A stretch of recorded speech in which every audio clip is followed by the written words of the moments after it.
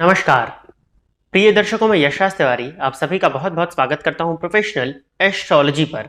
आज मैं आप सभी के सम्मुख उपस्थित हुआ हूं वर्ष 2024 के वार्षिक राशिफल को लेकर।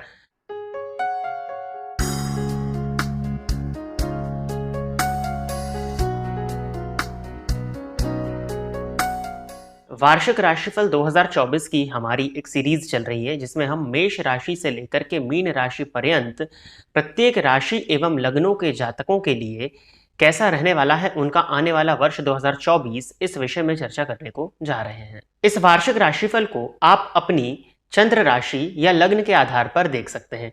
आपकी जन्म कुंडली में चंद्रमा जिस राशि में बैठे होते हैं वही आपकी चंद्र राशि या जन्म राशि के नाम से जानी जाती है, और आपकी जन्म कुंडली जिस भी राशि से प्रारंभ होती है वो आपका लग्न होता है। यदि आप अपने लग्न एवं राशि के बारे में नहीं जानते तो फिर आप अपने नाम राशि के आधार पर इस राशिफल को देख सकते हैं। प्रिय दर्शकों, इसके पहले भी मैं आपको एक चीज बता देना चाहता हूं कि जो राशिफल होता है वो ग्रहों के गोचर पर निर्भर करता है। गोचर यानी कि वर्तमान समय में आकाश में ग्रहों की प्लेसमेंट, और गोचर मौसम की तरह होता है। यानी कि यदि आपकी जन्म कुंडली की प्लैनेटरी पोजीशन अच्छी है, महादशा, अंतरदशा एवं प्रत्यंतर दशा अच्छी चल रही हैं, तो आपको गोचर का श्रेष्ठ परिणाम देखने में मिलता है। यदि आपकी जन्म कुंडली में दशाएं अच्छी नहीं चल रही हैं, आपका समय जन्म कुंडली के आधार पर ठीक नहीं चल रहा है, तो आपको गोचर का बहुत ज़्यादा श्रेष्ठ परिणाम देखने में नहीं मिलता। आप अपनी जन्म कुंडली को यदि प्रॉपरली अध्ययन कराना चाहते हैं व्यक्तिगत रूप से, तो आप इस वीडियो के नीचे दिए गए नंबर पर व्हाट्सएप के माध्यम से हमारे कार्यालय में संपर्क कर सकते हैं। साथ ही साथ यदि आपकी जन्म कुंडली में महादशाएं, अंतरदशाएं, प्रत्यंतर दशाएं अच्छी चल रही हैं, आपका समय आपकी जन्म कुंडली की दशाओं के हिसाब से अच्छा चल रहा है, तो इस गोचर काल में या इस राशिफल में मैं जो चीज़ें अच्छी बता रहा हूं वो बढ़ चढ़ करके आपके साथ में अच्छी होंगी, शुभ प्रभाव देने वाली होंगी। और जो मैं चीज़ें बुरी बता रहा हूं वो बुरी चीज़ों के प्रभाव में काफ़ी हद तक कमी आपको देखने में मिलेगी। और यदि आपकी जन्म कुंडली की दशाएं अच्छी नहीं चल रही हैं या जन्म कुंडली की महादशा, अंतरदशा, प्रत्यंतर दशा के हिसाब से आपका समय ठीक नहीं चल रहा है, तो जो मैं शुभ प्रभाव इस गोचर, इस राशिफल में बताने जा रहा हूं आपके लग्न एवं राशि के आधार पर, उनके शुभ प्रभावों में कमी आएगी। और जो मैं बुरे प्रभाव बताने जा रहा हूं वो बुरे प्रभाव आपको बढ़ चढ़ करके देखने में मिलेंगे। साथ ही साथ इस राशिफल के कार्यक्रम में अंत में किस तरह के उपाय उनको करना चाहिए जिससे जो परेशानियां हैं उसको कम किया जा सके और जो शुभ प्रभाव है उनमें वृद्धि की जा सके, उसकी भी चर्चा हम अंत में करेंगे। तो आप इस वीडियो के साथ में अंत तक जुड़े रहिए। यदि आप इस चैनल को देखते हैं और इस चैनल पर आने वाले कार्यक्रम आपको पसंद आते हैं तो आप इस वीडियो को लाइक करिए, साथ ही साथ इस चैनल को सब्सक्राइब करिए और लोगों के साथ में शेयर करिए, ताकि इन फ्यूचर जो भी कंटेंट मेरे द्वारा इस चैनल पर अपलोड किए जाते हैं उसका नोटिफिकेशन आपको मिलता रहे। अब आइए चर्चा प्रारंभ करते हैं। मकर लग्न एवं मकर राशि के जातकों के लिए वर्ष 2024 क्या लेकर के आ रहा है। मकर लग्न एवं मकर राशि के जातकों के लिए यदि हम देखें तो देवगुरु बृहस्पति का गोचर जनवरी से लेकर के मई मंथ तक जन्म कुंडली के चतुर्थ भाव में होने जा रहा है। वैसे तो कालपुरुष की कुंडली में यदि देखा जाए तो चतुर्थ भाव में कर्क राशि आती है और कर्क राशि में देवगुरु बृहस्पति उच्च के होते हैं। तो आपके लिए भले ही मेष राशि में गुरु गोचर कर रहे हैं लेकिन फिर भी उच्च के समान फल दे रहे हैं। चतुर्थ भाव में यदि देवगुरु बृहस्पति बैठ जाएं तो ऐसा व्यक्ति, ज्योतिष शास्त्र कहता है कि धार्मिक और पुण्यात्मा होता है, धार्मिक कार्यों में उसकी रुचि होती है, क्योंकि चतुर्थ भाव हृदय का है और गुरु जैसा बड़ा प्लैनेट, आध्यात्मिक ग्रह यदि चतुर्थ से संबंध बना ले तो ऐसे लोगों के अंदर धार्मिक वृत्ति जागृत रहती है। चतुर्थ भाव में गुरु होने के चलते जनवरी से मई मंथ के बीच में यदि आपके प्रॉपर्टी से संबंधित कोई काम रुके हुए थे, भूमि भवन या वाहन से संबंधित किसी भी प्रकार की परेशानी आपको आ रही थी, किसी भी प्रकार से सुख में आपको कमी देखने में यदि मिल रही थी, तो ये देवगुरु बृहस्पति का गोचर आपके लिए सहयोगी है। जनवरी से लेकर के मई मंथ तक आपके लिए गुरु का गोचर फेवरेबल होता हुआ दिखाई देता है। मकर लग्न एवं मकर राशि के जातकों के लिए गुरु पराक्रमेश और व्ययेश होकर के चतुर्थ भाव में बैठे हैं। तो पराक्रमेश का चतुर्थ भाव में जाना ये इस बात को प्रदर्शित करता है कि आपको यदि भूमि भवन और वाहन के सुख की प्राप्त चाहत है, उसको आप प्राप्त करना चाहते हैं, तो आपको उसके लिए पराक्रम और पुरुषार्थ करना होगा। 12वें का स्वामी चौथे में आकर के बैठ जाए तो कई बार आपके जीवन काल में एक अनचाहे ट्रांसफर को भी ये प्रदर्शित करता है। लेकिन यहाँ पर गुरु की स्थिति अच्छी हो जा रही है और 12वें भाव पर चूंकि गुरु की ही राशि है, वहां पर वो दृष्टि डाल रहे हैं, फलस्वरूप अनचाहे ट्रांसफर की स्थिति तो नहीं, परंतु वहां माता के स्वास्थ्य में थोड़ी नरमा गर्मी, उतार चढ़ाव देखने में आपको मिल सकता है। चतुर्थ भाव में बैठे हुए गुरु की दृष्टि अष्टम भाव पर पड़ेगी। अष्टम भाव पर गुरु की दृष्टि यदि पड़ जाए तो ऐसा व्यक्ति गुप्त विद्याओं से, ऑकल्ट साइंस से, तंत्र मंत्र ज्योतिष इत्यादि से जुड़े तो उसको वो चीजें बहुत जल्दी समझ में आ जाती हैं। किसी भी तरह की गुप्त साधना, हालांकि साधना गुप्त ही होती है, गुप्त साधना में बहुत ही शीघ्र सफलता मिल जाती है। गुरु की दृष्टि अष्टम भाव पर पड़ने के चलते यदि आप किसी चीज को लेकर के रिसर्च कर रहे थे, क्योंकि मकर लग्न का स्वभाव भी होता है रिसर्च करना, खोज करना, तो आप किसी चीज की अगर खोज में लगे हुए थे तो वो चीज की प्राप्ति आपको इस वर्ष मई मंथ के पहले पहले हो सकती है। गुरु की दृष्टि दशम स्थान पर पड़ने के चलते यहाँ पर भी पॉजिटिविटी ही देखने में मिलती है कि यदि आप कार्य क्षेत्र में थे, सरकारी नौकरी में थे, बॉस के साथ यदि आपके संबंध खराब हो रहे थे तो जनवरी से लेकर के मई मंथ के बीच में ये संबंध आपके सुधरते हुए ही दिखाई दे रहे हैं। 12वें भाव पर गुरु की दृष्टि होने के चलते आपके जो व्यय होते हैं वो धार्मिक कृत्यों पर होते हैं, धार्मिक यात्राओं पर आपका व्यय होता है। तो ये भी कुल मिलाकर के चतुर्थ भाव में मकर लग्न एवं मकर राशि के जातकों के लिए गुरु का गोचर काल अच्छा था। अब मई मंथ के बाद में जैसे ही गुरु राशि परिवर्तन करेंगे तो वो पंचम भाव में आएंगे। पंचम भाव में देव गुरु बृहस्पति अति विशिष्ट कारक हो जाते हैं। तीसरे का स्वामी पांचवें में गोचर करेगा और 12वें का स्वामी पांचवें में गोचर करेगा। तो यहाँ पर ऑलमोस्ट 80 to 85% तो पॉजिटिविटी ही देखने में आ रही है, परंतु 10 से 15% नेगेटिविटी भी देखने में मिलेगी। पंचम भाव में गुरु का प्रभाव होने से पंचम भाव में जैसे गुरु संचरण करेंगे आपकी बुद्धि तीव्र हो जाएगी। गुरु की दृष्टि लग्न पर होगी, जिसके चलते आप जो बातें बोलेंगे वो बात सत्य भी सिद्ध हो सकती है। आपके द्वारा कही गई बातों से समाज में आपका मान सम्मान बढ़ सकता है, तो ये चीज तो अच्छी दिखती है। परंतु 12वें का स्वामी पंचम भाव में आकर के बैठेगा तो ये संतान को लेकर के चिंताओं को प्रदर्शित करता है, या आप में और आपकी संतान के बीच में दूरी को प्रदर्शित करता है, विच्छेद को, डिस्टेंस को प्रदर्शित करता है। तीसरे का स्वामी पांचवें में गोचर कर रहा है। आपको इस वर्ष में जो भी पराक्रम, जो भी पुरुषार्थ करना है, वो शारीरिक श्रम करने की बहुत ज्यादा आवश्यकता नहीं है। वैसे भी शनि की 7.5 की अंतिम ढैया अब आपको चल रही है, तो शारीरिक पुरुषार्थ करने की आपको आवश्यकता नहीं है, आपको चिंतन और मनन करने की आवश्यकता है। तीसरे का स्वामी पांचवें में गोचर कर रहा है। आपका जो पूरा पराक्रम है वो आपकी बुद्धि को जागृत करने के लिए, ज्ञान को जागृत करने की तरफ होना चाहिए। शनि के 7.5 ने निसंदेह आपको बहुत सी चीजें सिखाई, बहुत से लोगों की असलियत के विषय में रूबरू कराया होगा, उनके विषय में चिंतन करने की आवश्यकता आपको सबसे ज्यादा है। गुरु का गोचर यही आपको सिखाने के लिए आ रहा है। ओवरऑल 5वें भाव में यदि गुरु बैठे हों तो ऐसे दंपत्ति जिनको संतान नहीं हो रही थी उनके लिए गोचर काल बहुत श्रेष्ठ होने वाला है। मई मंथ के बाद में यदि आप IVF की तरफ जाना चाहते थे तो मई मंथ के बाद में आप IVF की तरफ जा सकते हैं, वो आपके लिए सहयोगी है। वो जातक जो प्रेम संबंध को विवाह में तब्दील करना चाहते थे तो मई मंथ के बाद में अपने पेरेंट्स से बात करेंगे तो वहां पर आपको कुछ पॉजिटिव या गुड न्यूज देखने में मिल जाएगी। पंचम भाव में देवगुरु बृहस्पति का गोचर विद्यार्थियों के लिए भी बहुत श्रेष्ठ है। यदि आपका पढ़ाई में मन नहीं लग रहा था, यदि आपका मन पढ़ाई से बहुत ज्यादा भटक रहा था, 12वें का स्वामी होकर 5वें में गोचर करेगा तो आपके ज्ञान में व्यय ला देगा। और ज्ञान की सबसे अच्छी गति यही होती है कि उसका व्यय हो जाए।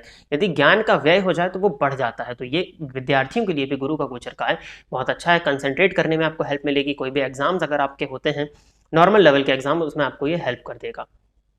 पंचम भावस्थ देव गुरु बृहस्पति की दृष्टि जब नवम भाव पर पड़ेगी तो नवम भाव पर गुरु की दृष्टि पड़ने के चलते आपकी धार्मिक वृत्ति जागृत होगी, धर्म कार्यों में आपका मन लगेगा, भाग्य का साथ मिलेगा, पिता का सहयोग भी मिलता हुआ दिखाई दे रहा है। पिता के स्वास्थ्य में यदि कोई पूर्व से चली आ रही परेशानी थी तो उसमें कमी आएगी।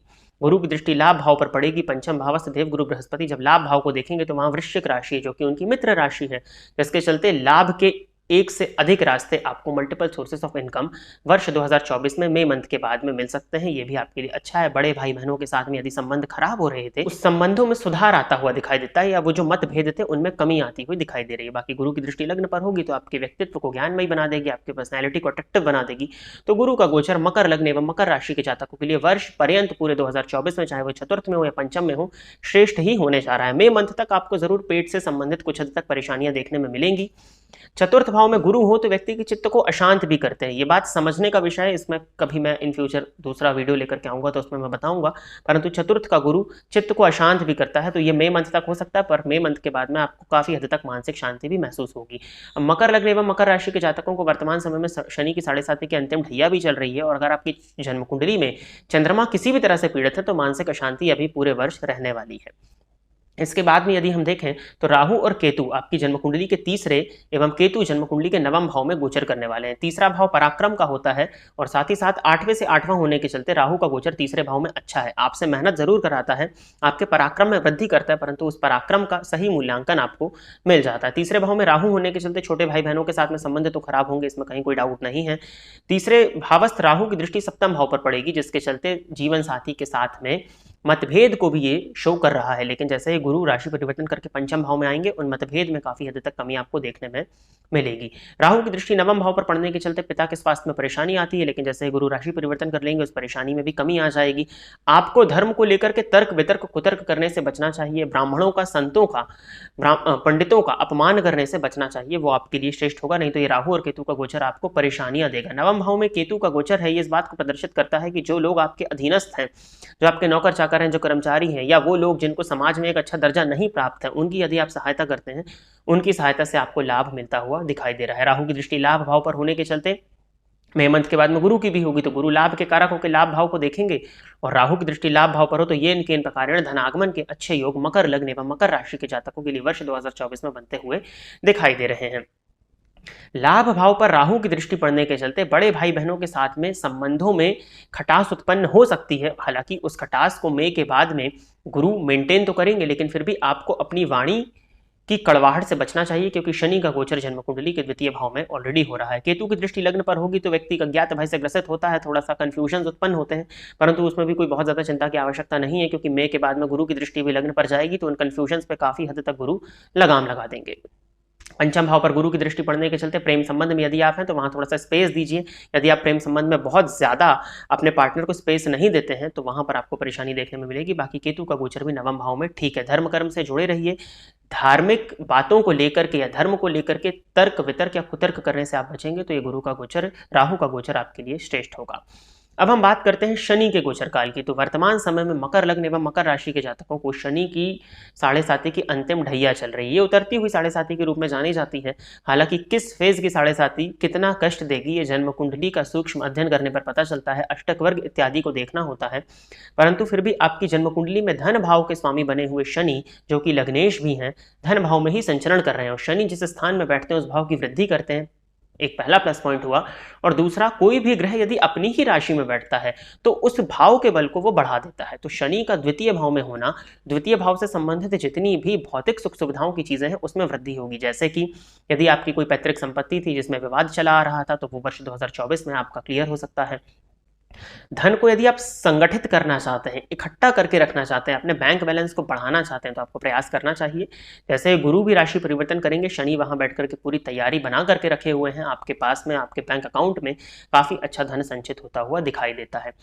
अब द्वितीय भावस्थ शनि की दृष्टि जब भी चतुर्थ भाव पर पड़े तो आपके पास में भूमि भवन और वाहन तो हो जाएंगे, घर तो हो जाएंगे, परंतु घर ही नहीं होगा। इट मीन्स कि घर का सुख नहीं होगा। आप प्रॉपर्टीज तो ले सकते हैं परंतु उन प्रॉपर्टीज में रहने का सुख आपको प्राप्त नहीं होगा। फिर भी आज के इस परिवेश में हर व्यक्ति जोड़ने पर लगा हुआ है, तो अगर आप जोड़ना चाहते हैं, मकान बनाना चाहते हैं, तो मकान बनाने के लिए वर्ष 2024 आपके लिए एक अच्छी न्यूज को लेकर के आ रहा है।